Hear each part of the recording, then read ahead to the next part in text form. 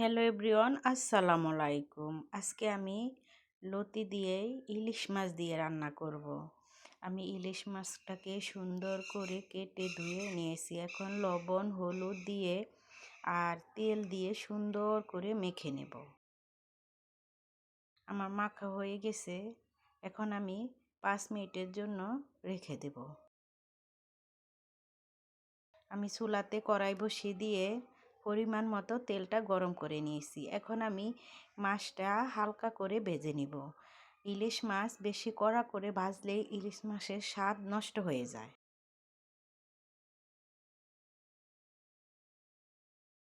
ইলিশ মাছ দিয়ে কচু দিয়ে ইলিশ মাছ লতি দিয়ে রান্না করলে অনেক মজা হয়।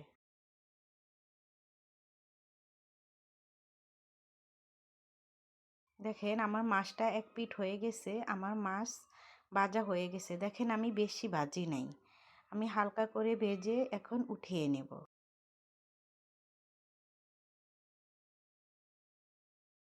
এখন আমি ওই তেলেই পেঁয়াজ কুচানো দিয়ে দিলাম। পেঁয়াজটা একটু ভেজে নিলাম। এখন দিয়ে দেব কাঁচামরিচ।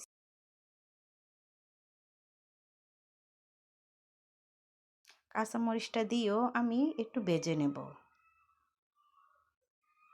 এখন আমি দিয়ে দিলাম 2 টেবিল চামচ আদা রসুন বাটা। আদা রসুন বাটা দিয়েও একটু ভেজে নেব।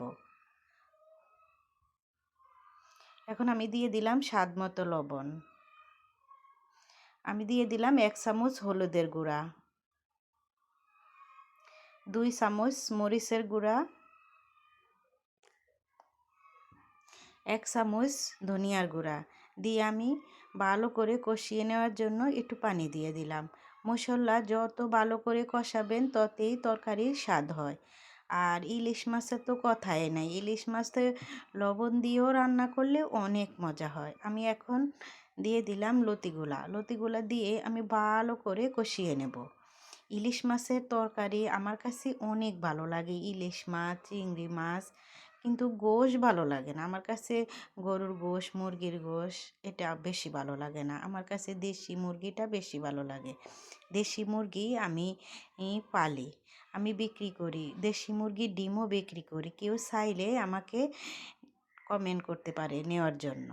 অনেকে আছে দেশি মুরগি খায়। আমার তরকারিটা ভালো করে কষিয়ে ঝোল দিয়ে বলক আইসা পড়ছে। এখন আমি সুন্দর করে উপর দিয়ে মাছটা দিয়ে দিলাম।